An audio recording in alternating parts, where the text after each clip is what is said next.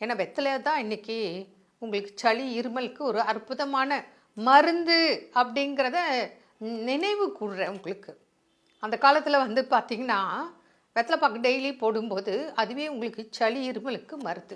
இப்போ கூட உங்களுக்கு சளி இருக்கா இருமல் இருக்கா நான் சொல்கிறேன், நீங்கள் எந்த மாத்திரை மருந்துன்னா எடுங்க, ஆனால் கூட இந்த வெத்தலை என்ற உணவை நீங்கள் சாப்பிடுங்க. எப்படி சாப்பிடணும்? வெத்தலை 2 எடுத்துக்கோங்க, நல்லா கழுவிடுங்க, தொடச்சிடுங்க. தேன் ஒரு 1/2 ஸ்பூன் வச்சுக்கோங்க. ஒரு மிளகு ஒரு கிராம்பு, இல்லைன்னா 2 மிளகு ஒரு கிராம்பு வச்சு வெத்தலை பாக்கு மாதிரி போடுங்க. எப்பேற்பட்ட இருமலில் நீங்கள் கஷ்டப்பட்டுட்டு இருந்தீங்கல்ல, உடனடி நிவாரணம் கிடைக்கும். தொடர்ந்து நீங்கள் சாப்பிடுங்க. புரியுறதா? இந்த தொந்தரவு இருக்கும்போது ஒரு நாளைக்கு 2-3 முறை கூட நீங்கள் இந்த வெத்தலையை பயன்படுத்தலாம். அதே போல் வீட்டில் நம்ம ஜென்ரலாக வந்து நீங்கள் வேது பிடிக்கலாம், ஆவி பிடிக்கிறது. அதில் என்ன பண்ணணும் அப்படின்னு சொன்னால், நமக்கு மூச்சு திணறல், ஆக்சிஜன் பற்றாக்குறை, இந்த மாதிரி தான் இன்றைக்கி எல்லாம் அலர்ஜினால் கஷ்டப்படுறாங்க. வீசிங் கூட வந்துடுது, மூச்சு திணறல் கூட வருது, குழந்தைக்கு கூட இந்த மாதிரி பிரச்சனை இருக்குது. அப்போல்லாம் நம்ம அந்த காலத்தில் என்ன பண்ணாங்க? ஒரு தேங்காய் எண்ணெய் எடுப்பாங்க, அதை சூடு பண்ணி கட்டி கற்பூரம் போட்டு மூக்காட்டு இப்படி வைப்பாங்க, மூக்கு மேலே தடவுவாங்க, நெஞ்சுக்கு தடவுவாங்க, முதுகுக்கு தடவுவாங்க. இதெல்லாம் வீட்டு வைத்தியம். புரியுதுங்களா? அடுத்தது பார்த்திங்கன்னா ஆவி பிடிக்கிறது, வேது பிடிக்கிறது, அது நொச்சியில் வேப்பிலை போட்டு பண்ணுவாங்க.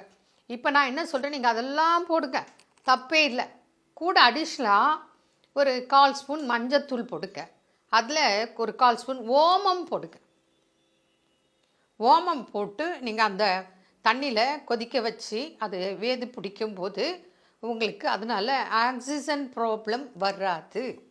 மூக்கடைப்பு, நெஞ்சு சளி, அலர்ஜி, ஆஸ்மா, சைனசைட்டிஸ், தொண்டை சதை வளர்ச்சி, மூக்கில் சதை வளர்ச்சி, தொடர் இருமல், இதுக்கெல்லாம் நீங்கள் வேது பிடிச்சிங்கன்னா பெரிய ரிலீஃப் கிடைக்கும். சைட் எஃபெக்ட் இல்லையே, மருந்து எதுவும் சொல்லலையே உங்களுக்கு.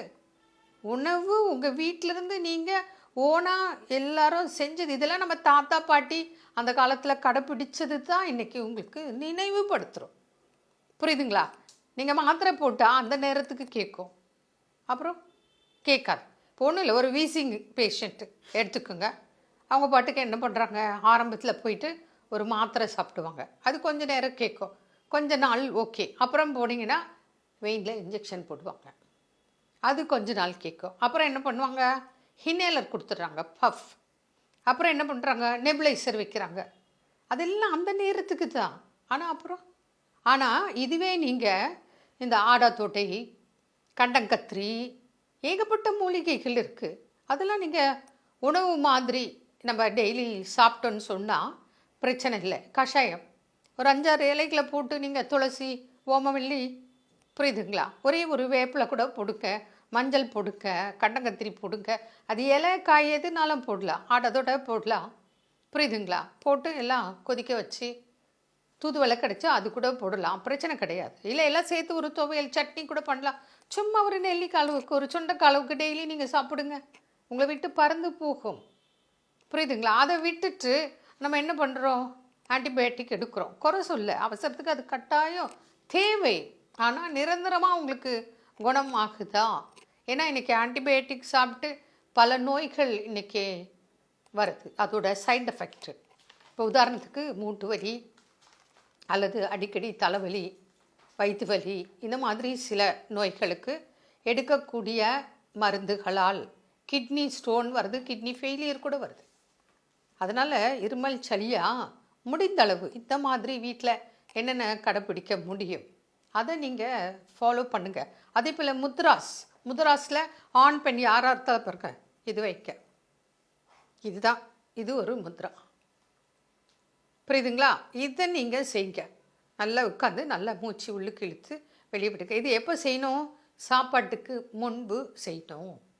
இதனால் உங்களுக்கு ஆக்சிஜன் உங்களுக்கு நல்லா சர்க்குலேட் ஆகும், நுரையீரல் சுருங்கி விரியும் தன்மை இதனால் உங்களுக்கு நல்லா இருக்கும். நுரையீரல் சுருங்கி விரியும் தன்மை குறைஞ்சாதான் உங்களுக்கு சளி, இருமல், தும்மல், allergy, asthma patient, lung problem இதெல்லாம் வந்துடுது. புரியுதுங்களா? அதனால் இந்த மாதிரி பயிற்சிகள் நிறைய இருக்குது. அக்கு டச்சு, அக்கு ப்ரெஷர்னு வச்சுக்கோங்களேன். அக்கு ப்ரெஷர், மூச்சு பயிற்சி, தியான பயிற்சி, சன்பாத்து, இதெல்லாம் வந்து நமக்கு நோய் வராமல் ஒன்றும் இல்லைங்க. பிறந்த குழந்தைய வெயிலில் போட வைக்கிறோம். எதுக்கு? அதுக்கு விட்டமின் டி தேவை. புரியுதுங்களா? அது இல்லாமல் இன்றைக்கி என்ன ஆகுது? விட்டமின் டி குறைபாட்டினால என்னென்ன நோய்கள்னு பாருங்கள். உங்களுக்கு அதனாலன்னு தெரியாது. எனக்கு எப்போ பாரு கை வலிக்குது, கால் வலிக்குது, தோள்பட்டை வலிக்குது, ஹார்ட் அட்டாக்காக இருக்குமோ, கேஸ்ட்ரைட்டிஸா, ஹார்ட் அட்டாக்கா, ஒன்றும் தெரியாது. அது அப்படி இல்லை. விட்டமின் டி குறைவுனால சில வலிகள். ஆனால் நம்ம என்ன நினைப்போம்? அதுவும் நைட்டில் வந்தால் என்ன நினைப்போம்? ஐயோ எனக்கு ஹார்ட்டில் தான் ப்ராப்ளம் அப்படின்னு நினைப்போம். அதனால் ஒரு நோய்க்கும் நம்ம என்னென்னு பார்த்து தீர ஆய்ந்து நீங்கள் எங்ககிட்ட எங்கள் தொலைபேசியில் தொடர்பு கொள்ளுங்க. உங்களுக்கு எல்லா விவரமும் சொல்கிறோம். நீங்கள் ஒன்று பண்ணுறீங்க. இந்த ஹெல்த் டைம்ஸ் நவ்வை நிறைய பேர் பாருங்கள், ஷேர் பண்ணுங்கள், ப்ரிஸ்கிரைப் பண்ணுங்கள், மற்றவங்களுக்கு சொல்லி பார்க்க வைக்க. உங்களுக்கு எந்த டவுட் இருந்தாலும் எங்களோட ஃபோன் நம்பருக்கு ஃபோன் பண்ணுங்கள். நான் சென்னையில் காந்திஜி நேச்சர் கேர் சென்டர்னு 30 ஆண்டுகளாக நடத்திட்டு வரேன்.